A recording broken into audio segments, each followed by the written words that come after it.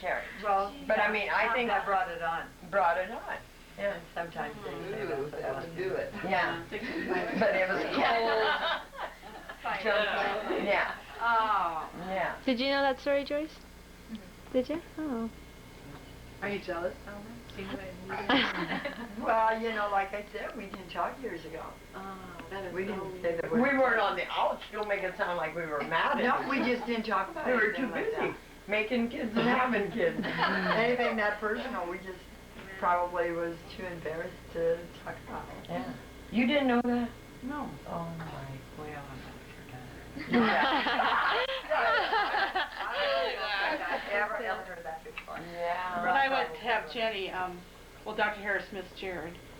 So when I went to have Jenny, Denise Osmond, you guys know her, is his nurse. Denise Hartfeld, she used to be. And so when she heard that I had Jenny, and Dr. Harris came to the office, she said, well, you know, at least she made it to this one. He was like, no, I didn't. The nurses had delivered her. Is that right? It's like I missed it again. I hope he doesn't charge us for his delivery. Probably They did. really? The nurses delivered Jenny. It was pretty funny. I mean, it wasn't funny at the time. No. They were all the nurses were running around. Nothing was ready, and she, they couldn't find him. I know they did. And I said, I thought they were. Oh, nice. There we go. Purple. Does that mean Yeah, two? you're Maria. Joyce, you got that. Does that mean two? I have an OB story, nursing Okay. story. Yeah, I got everybody here.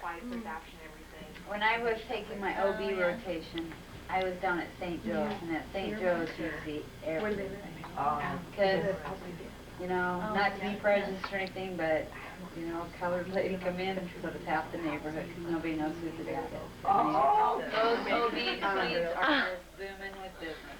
And I got there for my shift at 6 o'clock in the morning, and my instructor come up to me and she goes, I got a good one for you today. Got a real good one. You're gonna be with her all day because she doesn't have anybody here with her. I'm like, okay, who is it? She says, we don't have the details yet because she's still in the ER and we have no information on this lady. And I thought, what did they drag into the hospital?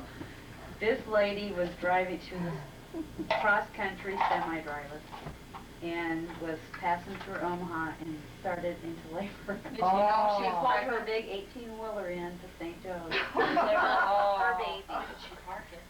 There's no parking. She just parked on the street and come waddling into ER, I guess, and then the cops had to, you know, they had to call the cops to have somebody come and take the semi somewhere to park. And I'm like, where are you from? She was from, like, I can't remember, East or West Coast, and she was cross-country. I'm like... Did you have a normal baby? Well, she had about every disease you could think of. So they had to do a C-section, and so I stayed Was she with white? her. Yeah. She was a real big lady. I just remember that, and I stayed with her from start to finish. They made me stay till the end. And I was there all day in that labor room. Oh. Did you have a husband to call? No, you know, I said, what are you going to do when you guys get discharged? Get that baby in that rig and we'll just go down the road. Yeah. I think if I remember right, she was like in her mid-30s. She was an older lady, you know, older for having babies. I think there was a girl that came through Harlan, you know, last couple of years and had a baby in the ER. Didn't want it. Then the nurse knew somebody that wanted a baby, and they got the magistrate down there, and whoever wanted it came and they adopted it. Thank God, though, for that. This lady didn't want nothing to do with it. She signed the paper and left. Well, you got to give her credit for having it. Yeah. Yeah. Yes. So that made somebody happy. Let's hear your story, Maria.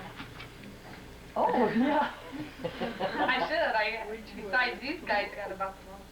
The only thing I can think of that's kind of funny is, by the time I got down to the last one, Chad, well, you kind of lose all your modesty after everybody in the hospital has seen your body.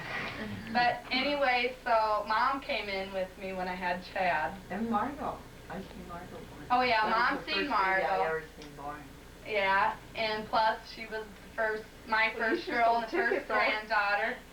yeah, so we kept saying, oh, I can't believe it's a girl, and kind of like that. But anyway, so we got down to Chad. And I mean, I always like to see exactly what's going on. The mirror has to be right there because I want to be watching what's going on. But anyway, so this time I decided I wanted some pictures.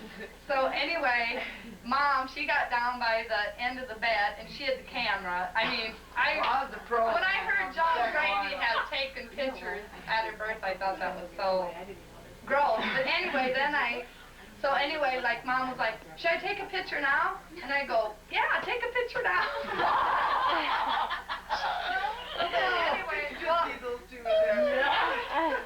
So then I got Chad's head out, but I couldn't get his shoulders out. And I go, Mom, take a picture of him with just his head out.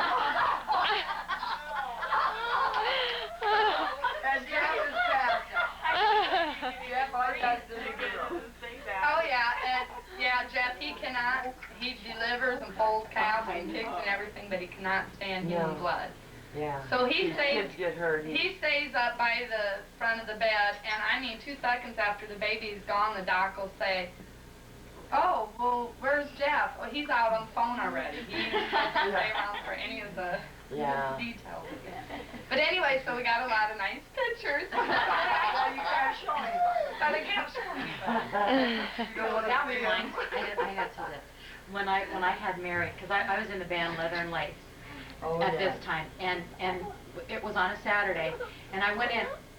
She was born at like 6:18, and we had to play somewhere that night. But I hadn't called anybody and told them that I wasn't going to be there. You know, I was just worried about labor and everything else. I didn't even think about it. So the band was the first person I called after I had Mary, because I had to call him right away and let him know I wasn't going to be there. So they were the first people to know after Mary was born. I just thought of that when you said that. He was out on the phone calling. As soon as I had her, I go on the phone, I'm not going to be there tonight. Well, after I had my first one, well, that was the first grandkid, so, you know, everybody knew I was in the hospital and was wondering, and they kept calling up to OB, did Maria Mulbauer have her baby yet? And so anyway, when I was laying on the delivery bed and Dr. Hennessy was stitching me up, and they said, here, do you want to talk on the phone? So I talked on the phone while I was getting stitched up to my brother. Oh, and I bet that was a conversation. I think they just were glad they could talk to me, and so they wouldn't be bothered. I remember when I was in John Paul, but They're from me. Really? you remember I'll call you? The Brewsters just came. John Paul, the first one. I guess we're going to